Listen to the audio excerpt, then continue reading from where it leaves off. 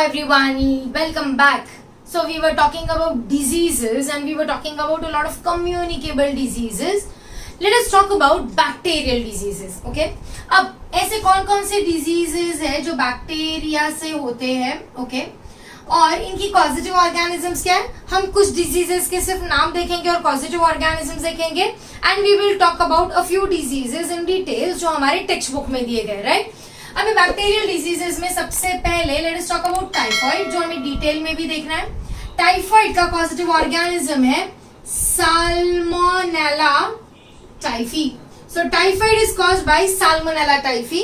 Then we have one more disease जिसको हम बोलेंगे ट्यूबरक्यूलोसिस, जो हम थोड़ी डिटेल्स में देखेंगे. Tuberculosis is caused bye Mycobacterium tuberculosis. So Mycobacterium tuberculosis is the name of the organism. Then we have one more disease called as cholera.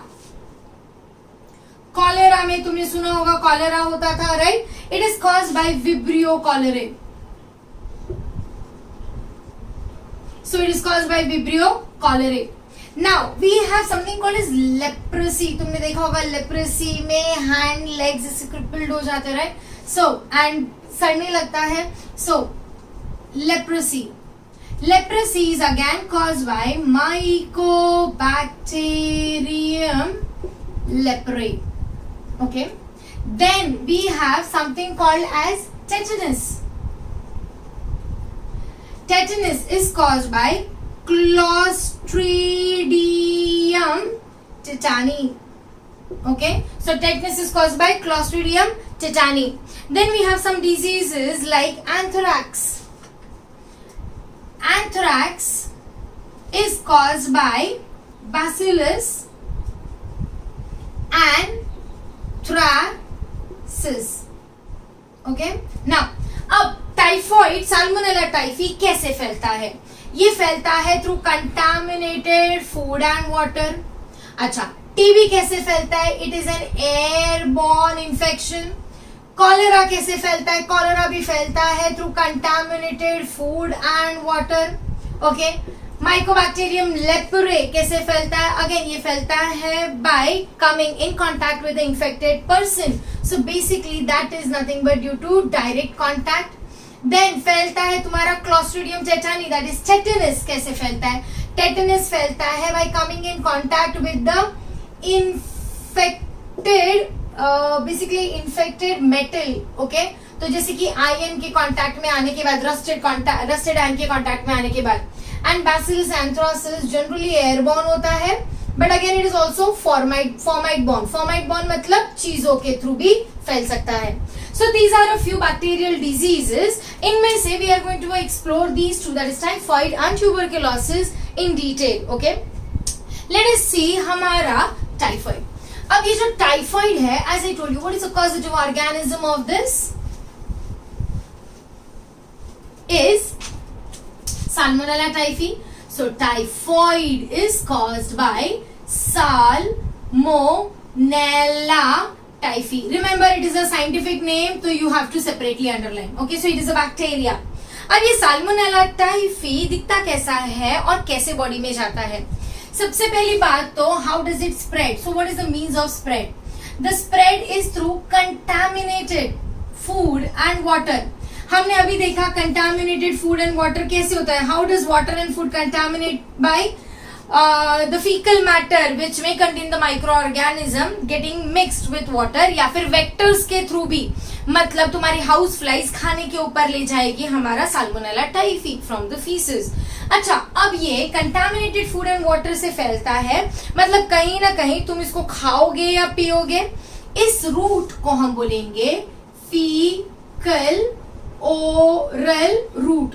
So it spreads through faecal oral route. Okay, now उसके अलावा कैसा दिखता है हमारा bacteria? अब ये जो bacteria है ना, इसमें पैथोजेनेसिटी मतलब ये इन्फेक्शियस है. तो ये इन्फेक्शन कैसे फैलाता है?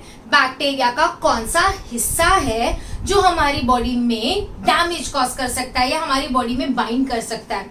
तो ये जो हमारा साल्मोनेला टाइफीम्यूरियम है ना, ये ऐसा दिखता है थोड़ा थोड़ा, राइट? अब इसमें ये है हमारा सेल वॉल. सेल वॉल के बाहर there is an outer covering जिसको हम बोलेंगे capsule. Okay, this cell wall is made up of lipopolysaccharide. So lipopolysaccharide. And हमारे पूरे बैक्टीरिया में है भर भर के flagella. So these are flagella. ये तीनों चीजें are the ones which are infectious और विच हैज पैथोजेनिसिटी. ओके, अब यहाँ पे कुछ एंटीजन होंगे. कैप्सूल में है के एंटीजन. सो कैप्सूल हैज के एंटीजन. सिमिलरली तुम्हारे सेल वॉल में है ओ एंटीजन एंड हमारे फ्लैजेला में है H antigen. So these are the antigens which causes pathogenicity, yeah, which are basically causing the immune system in our body to mount a response. Okay, इतना समझ में आया. हमने देखा typhoid is caused by Salmonella typhi, spreads by contaminated food and water, that is follows the fecal oral route. And इसमें क्या क्या pathogenic है? कैप्सूल, सेल वॉल और फ्लैजेला. कैप्सूल में है के एंटीजन, सेल वॉल में है ओ एंटीजन, फ्लैजेला में है H एंटीजन. अच्छा, अब ये साल्मोनेला टाइफी हमारे बॉडी के अंदर चला गया तो ये कहाँ जाएगा? इसका मोड ऑफ एंट्री है थ्रू द माउथ. बट ये किसको इन्फेक्ट करेगा? ये इन्फेक्ट करेगा हमारे इंटेस्टाइन को. So basically salmonella typhi causes acute infection of the intestine. तो हमारे इंटेस्टाइन का ये अक्यूट इन्फेक्शन कॉज करेगा साल्मोनेला टाइफी. ओके, अब ये जो साल्मोनेला टाइफी है ये हमारे बॉडी में क्या सिम्टम्स कॉज करेगा? So what are the symptoms of this disease? Symptoms में सबसे पहले याद रखो, क्योंकि ये हमारी इंटेस्टाइन को डैमेज कर रहा है तो something related to the digestive system will be seen. Typhoid में बुखार जबरदस्त होता है. देयर इज ट्रिमेंडस बुखार एंड द बुखार is 104 degree Fahrenheit. Okay, not Celsius. So 4 degree Fahrenheit and this is a prolonged fever.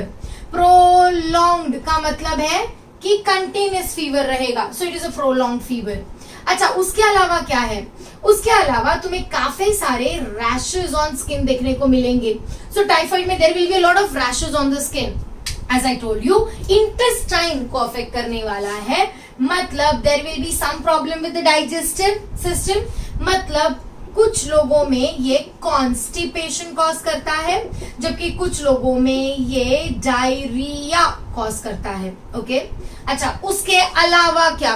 उसके अलावा यू विल सी दैट काफी हद तक के फीकल मैटर मतलब फीसेस या स्टूल्स, पॉटी के साथ, सो स्टूल्स के साथ ब्लड एंड म्यूकस भी पास होता है. ओके, सो मतलब ब्लड या म्यूकस निकलेगा through the faeces. So we have seen that it causes prolong fever, it causes rashes on skin, constipation, diarrhoea.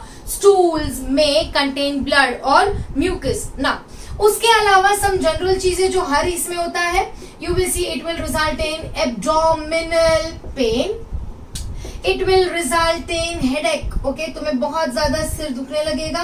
It will result in nausea. Nausea मतलब uneasiness वाली feeling. So it will result in abdominal pain, headache, nausea.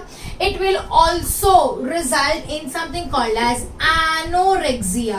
Now what is anorexia? Anorexia is nothing but loss of appetite. हमें खाने पीने का मन नहीं करता. I believe हर एक चीज में सबसे पहले यही होता है. कोई भी बीमारी हो तो सबसे पहले हमारा डाइट कम हो जाता है, राइट? खाने पीने का मन नहीं होता बिकॉज टेस्ट ही नहीं होता है. So it results in anorexia. So just observe the symptoms. It is 104 degree Fahrenheit, prolonged fever, rashes on skin, constipation, diarrhea, stools may contain blood or mucus, abdominal pain, headache, nausea, anorexia, that is loss of appetite. Okay. इसके अलावा you will see that ये symptoms काफी हद तक के बढ़ने लगते हैं और बढ़ने के बाद it can damage your intestine to quite a lot of extent. But can you cure this? Yes, this can be cured. Typhoid can be cured by taking antibiotics. अगर तुम्हें ये symptoms दिखने लगे तो you should go to a doctor. Doctor तुम्हें क्या देगा? Doctor तुम्हें क्योर में देगा antibiotic. So antibiotic में कौन सा antibiotic can be taken? You can take chloromycetin. Okay, so you can take antibiotic called as chloromycetin rather, which can cure the disease. याद रखो टाइफाइड से जनरली लोग नहीं मरते हैं. Okay, typhoid does not result in killing, it is not lethal, क्योंकि typhoid के symptoms आसानी से समझ में आते हैं and we can easily treat that as well. But the problem is that कुछ लोगों में ये टाइफाइड थोड़ा सा ज्यादा बढ़ जाता है. ओके, या फिर मेडिसिन ठीक से ना लो तो ये रिलैप्स करता है. In that case there can be damage to the intestine and the digestive system. अब टाइफाइड जनरली अगर मेरे बॉडी में साल्मोनेला टाइफी है तो मेरी बॉडी में ये सिम्टम्स दिखने चाहिए, बट कुछ लोगों में ये सिम्टम्स नहीं दिखते हैं. There are some people who are asymptomatic, so I am just deleting this. Okay, there are some people who are asymptomatic. Asymptomatic मतलब they have the microorganism, they are carrying the microorganism, they are capable of transferring the microorganism, but उनको disease नहीं होगा. So you will see many people may be asymptomatic, showing no symptom, and these people are called as carriers. Okay, अब ये जो carriers है they can easily spread the disease without them knowing it. ऐसा ही एक curious case था Mary मैलिन का. Mary मैलिन नाम की एक बेकर थी. अब ये baker was a carrier of typhoid. Okay, but उसको नहीं पता था.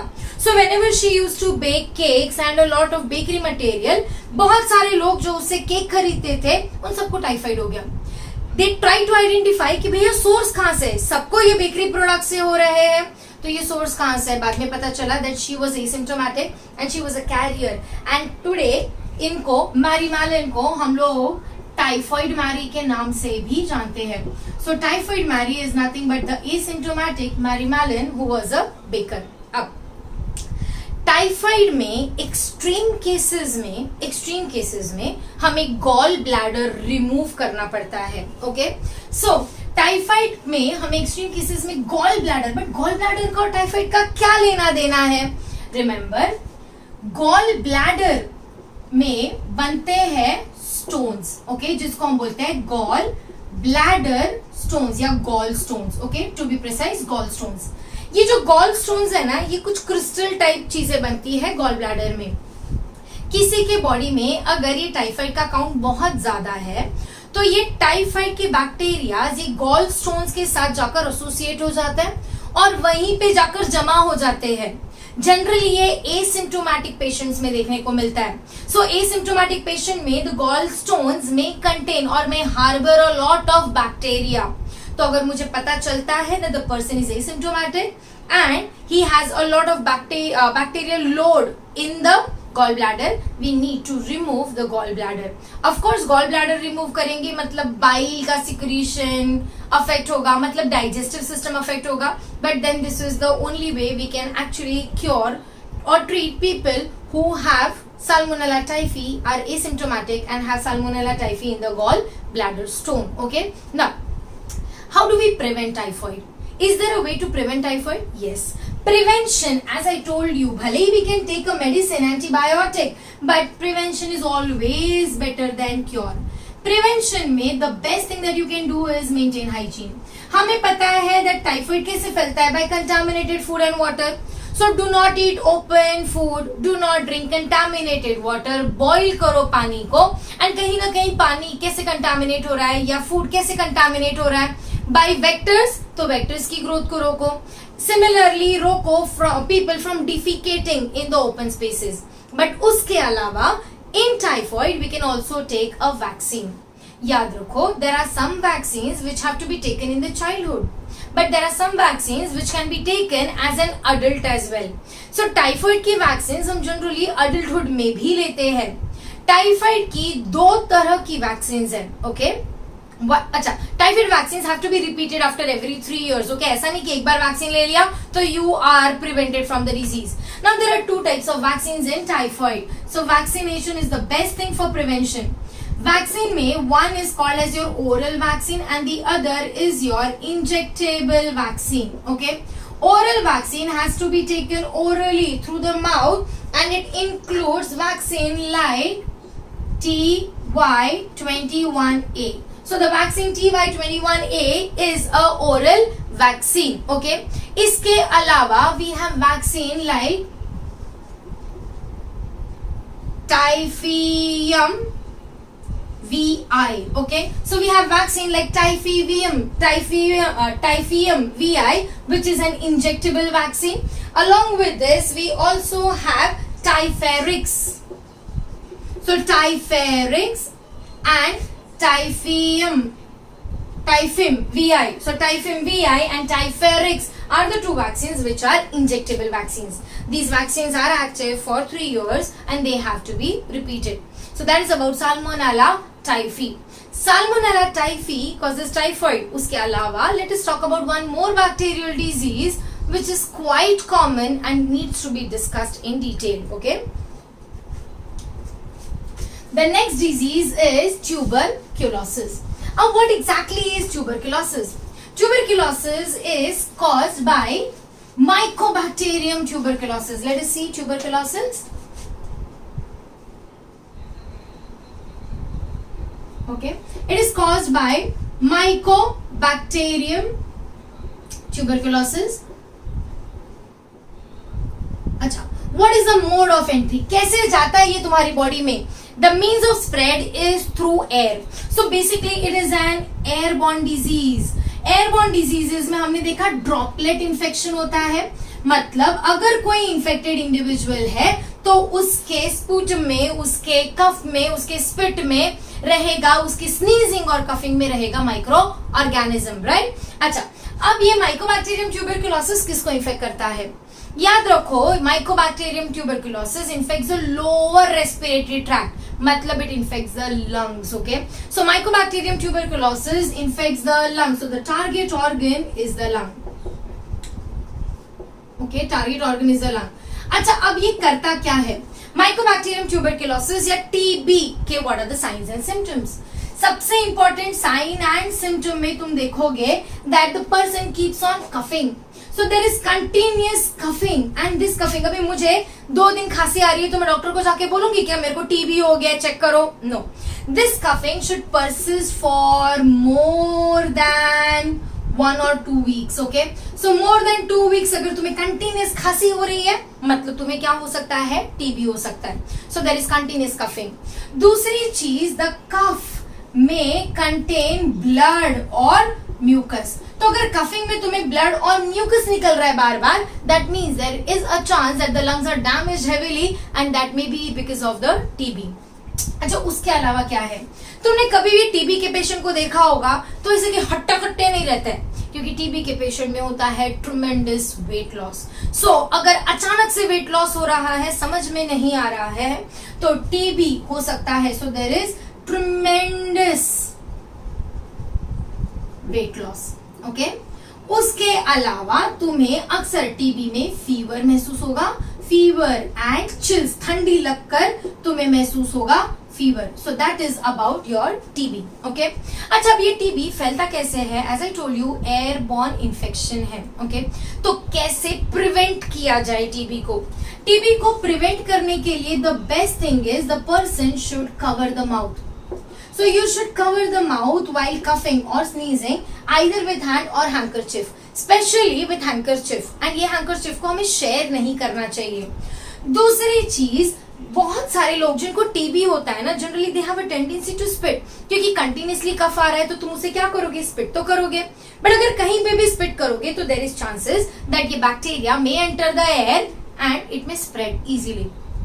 How to prevent that? तो तुम्हें थूकना चाहिए in spittoons. Spittoons and the spittoons should have germicides. Germicides मतलब ऐसे chemicals which will kill the bacteria. So you should spit in spittoons containing germicides. Okay, and you can also prevent the disease by taking vaccination. Vaccination हमें बचपन में दिया जाता है जिसको हम बोलते हैं BCG वैक्सीन, बैसिलस कैलमेट्यूरिन. तुमने देखा होगा मम्मी पापा के हाथ में यहाँ पे बड़ा सा मार्क होता है, that is because of the BCG vaccine. But तुम देखोगे अभी ये वैक्सीन इतना पावरफुल और इतना अच्छा हो गया कि यहाँ पे इन्फ्लेमेशन के मार्क्स कंपैरेटिवली कम होते हैं. अब हमने देखा ट्यूबरकुलोसिस में वेट लॉस हो रहा है, ट्यूबरकुलोसिस में कफिंग हो रहा है, राइट. अब ये सारे सिम्टम्स तुम्हें महसूस होंगे तो तुम किसके पास जाओगे? डॉक्टर के पास जाओगे और डॉक्टर तुम्हें देगा antibiotic. But TB is one disease जहां पे लंग्स बहुत ज्यादा डैमेज होते हैं एंड इसको रिकवर करना या इस बैक्टीरिया को मारना बहुत मुश्किल हो जाता है. इसकी पूरी ट्रीटमेंट में 6 से 7 महीने लग जाते हैं एंड 6 महीने तक के तुम्हें लगातार मेडिसिन खानी है, which I believe is very difficult for us. अगर हमें कोई मल्टीविटामिन भी रोज खाने बोले तो वो भी हम नहीं खाते. रादर 3 दिन का कोई डोज मिलता है तो यू विल सी दैट पहले या दूसरे दिन ही हमें लगता है कि बुखार कम हो गया एंड हम अपने ही डॉक्टर बन जाते हैं और हम अपनी दवाइयां बंद कर देते हैं. इन दैट केस अगर ये डिजीज रिलैप्स हो जाए तो it becomes very difficult for a person to get cured for the disease and that is the reason हमें ये जो दवाइयां हैं ये फ्री दी जाती है by government of India, by World Health Organization through a treatment programme जिसको हम बोलते हैं DOTS. Remember DOTS is directly observe treatment short course. So directly observe treatment short course में we have to go to the DOT centre जहां पे doctor तुम्हारा जांच करेगा. ही विल सी कि तुम्हारा प्रोग्रेशन कितना है, कितना क्योर हुआ है and based on that the doctor will give you dosages. So TB can be cured but then the medication has to be taken for a long time and that's the reason dot center is there to take care or to see how observe how your progression या regression of the disease is taking place. That is about tuberculosis. Tuberculosis एक जमाने में बहुत ज्यादा फैलता था. वैसे TB lungs को इन्फेक्ट करता है but TB can also infect your bones, so there can be a bone TB. TB can also infect your nervous system, so there can be a spine TB as well, which are comparatively rare cases. The most common is your lung TB. Okay, TB once upon a time was a big epidemic, but today, fortunately, due to the vaccines and due to programs like DOTS and awareness through social media, TB has been controlled to a very large extent. This is about some of the bacterial diseases that we know. We will study some more diseases which are viral diseases, which are fungal diseases, which are helminthus diseases and their life cycles in detail in the next lecture. Till then, just remember whatever we have learned. Thank you so much.